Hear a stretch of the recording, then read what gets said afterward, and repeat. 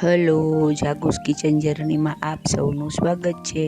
Friends, આજે આપણે આખા મગમાંથી એક જોરદાર નાસ્તો બનાવીશું. એટલો સુપર ટેસ્ટી અને એટલો સુપર યમીને કે હું તમને શું કહું. તો ચાલો શરૂ કરીએ. આના માટે આપણે સૌથી પહેલાં અડધો કપ જેટલા મગ લીધા છે અને તેને 5 કલાક પહેલાં પલાળી લીધા છે. તમારે કપ અથવા વાટકીનું માપ સેટ કરી લેવાનું. મેં આ વાટકી જે મેં તમને બતાવી તે અડધી વાટકી લીધા છે. હવે તેને નિતારી અને એક મિક્સર જારમાં લઈ લેશું.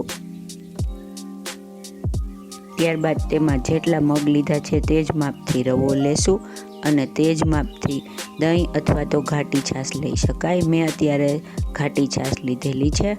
ત્યારબાદ તેમાં એક ટુકડો આદુ, એક લીલું મરચું અને થોડી કોથમીર એડ કરીશું. મરચું મેં થોડું તીખું આવે તે લીધેલું છે. હવે આપણે તેની આવી ફાઇન પેસ્ટ બનાવી લેશું. જરૂર પડે તો થોડું વધારે દહીં નાખી શકાય, પણ આટલું દહીં ઇનફ છે. જો આવી રીતે મિશ્રણ રેડી થાય તેવું મિશ્રણ આપણે કરવાનું છે. હવે આપણે તેને એક મિક્સર બાઉલમાં ટ્રાન્સફર કરી લેશું. ત્યારબાદ તેમાં પિંચ જેટલી હળદર, 5 ચમચી જેટલી હિંગ અને સ્વાદ મુજબ મીઠું નાખી અને બરાબર ચલાવી અને 10 મિનિટ માટે રેસ્ટ કરવા મૂકી દેશું. 10 થી 15 મિનિટ સુધી રેસ્ટ કરવા દેવાનું છે, જેથી આપણે રવો એડ કરેલો છે તે બરાબર પાણી પી લે અને ફૂલી જાય. ત્યાં સુધીમાં આપણે એક ટ્રે લેશું અને તેમાં તેલ લગાવી દેશું. મેં અત્યારે ઢોકળિયાની ટ્રે લીધેલી છે, તમે કોઈ પણ લઈ શકો છો. ફ્રેન્ડ્સ, આ એકદમ પ્રોટીન અને ફાઇબરથી યુક્ત નાસ્તો છે, તો તમે ચોક્કસથી બનાવજો. 15 મિનિટ થઈ ગઈ છે. હવે આપણે તેમાં અડધું પેકેટ ઈનોનું એડ કરીશું. તમારી પાસે ઈનો ન હોય તો તમારે સાદા બેકિંગ સોડા આવે તે પણ લઈ શકાય. તેનું રિઝલ્ટ પણ ખૂબ જ સરસ આવે છે. બરાબર ચલાવી લેશું. આપણું મિશ્રણ એકદમ ફ્રોધી થઈ જશે.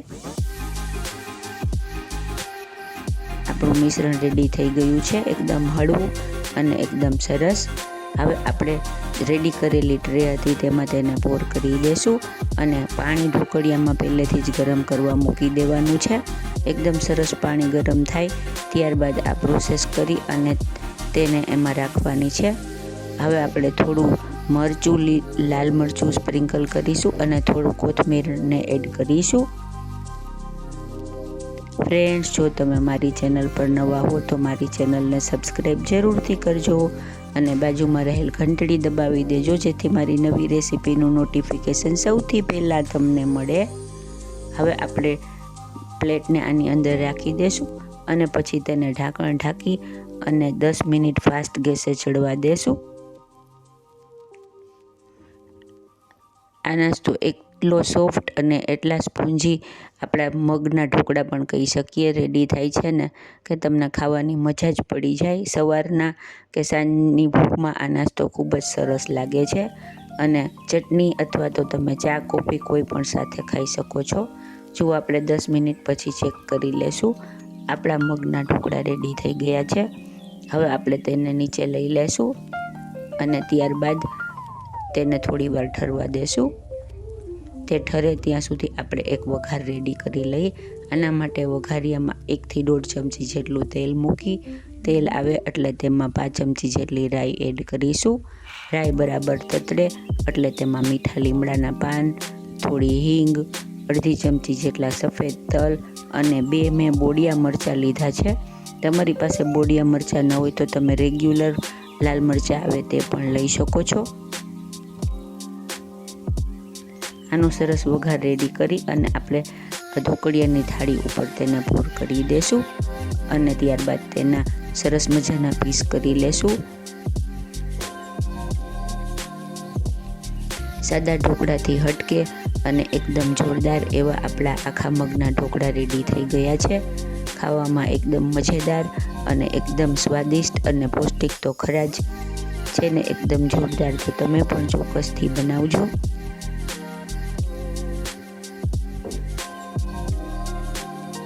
ફ્રેન્ડ્સ, મારી રેસીપી તમને ગમે તો તમારા ફ્રેન્ડ્સમાં વધુ શેર કરી અને મને સપોર્ટ કરજો, કેમ કે તમારા સપોર્ટની મને ખૂબ જ જરૂર છે.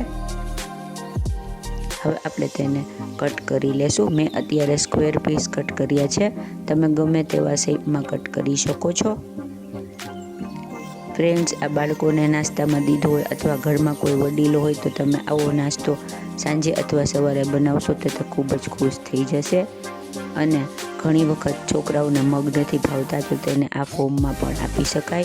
અને આપણે મગ ફોતરા સહિત રેડી કરીએ છીએ એટલે એકદમ ફાઈબર યુક્ત થાય અને મગમાં પ્રોટીન તો હોય જ, એટલે એકદમ હેલ્ધી આ નાસ્તો રેડી છે. તો તમે પણ ચોક્કસથી બનાવજો. હવે આપણે તેને જોઈ લઈએ. જુઓ, એકદમ સ્પોન્જી અને એકદમ સોફ્ટ એવા આપણા આખા મગના ઢોકળા રેડી થઈ ગયા છે. જેને એકદમ જોરદાર. તમને ગમે તો તમે આમાં પાલક પણ યુઝ કરી શકો.